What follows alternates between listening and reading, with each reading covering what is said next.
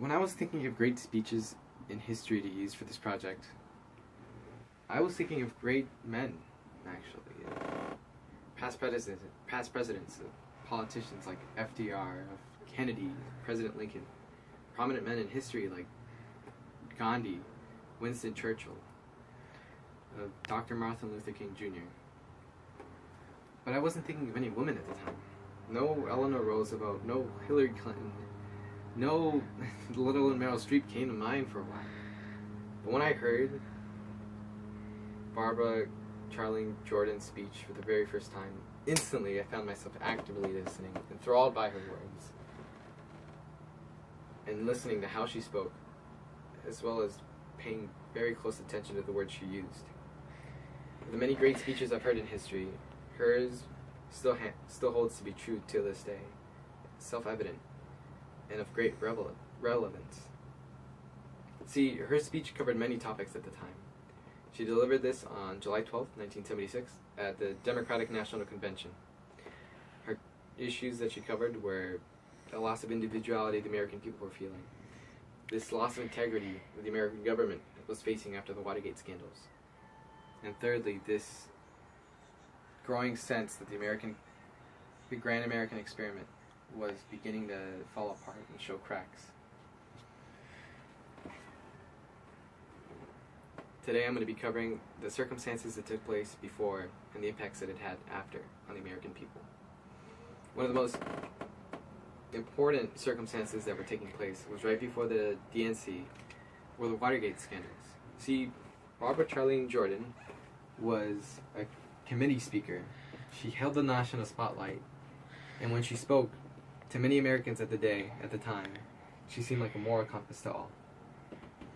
After this, she was also held with great regard for being one of the first African Americans to hold a state Senate position in the state of Texas.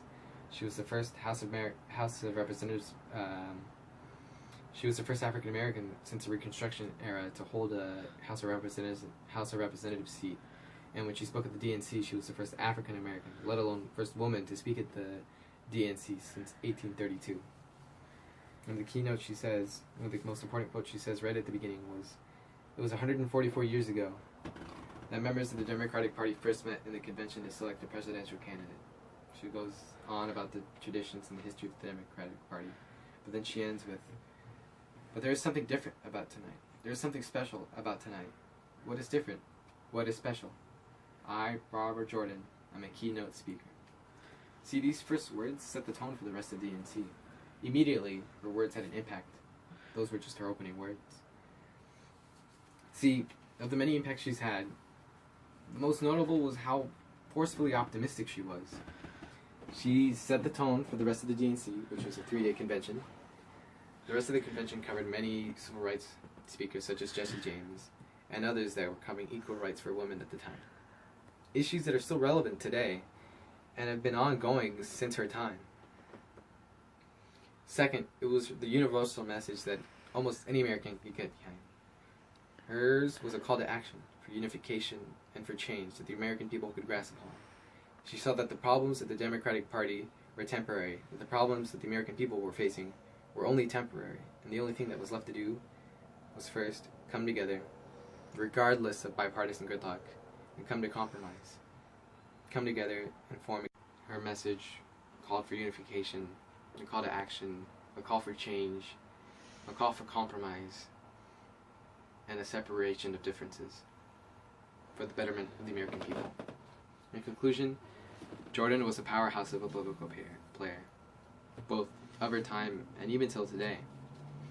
Her words still resonate half a century later with Americans on both sides of the political party. They still hold to be relevant, and the problems that she was facing back then are still issues that we're fighting today. I just hope today that the words that she has spoken hold some truth to you, that they make you think about the issues that we're facing today. And that I know that for me personally, I'm going to regard Jordan as one of the most prominent speakers, as well as having delivered one of the most amazing speeches in American history. Thank you.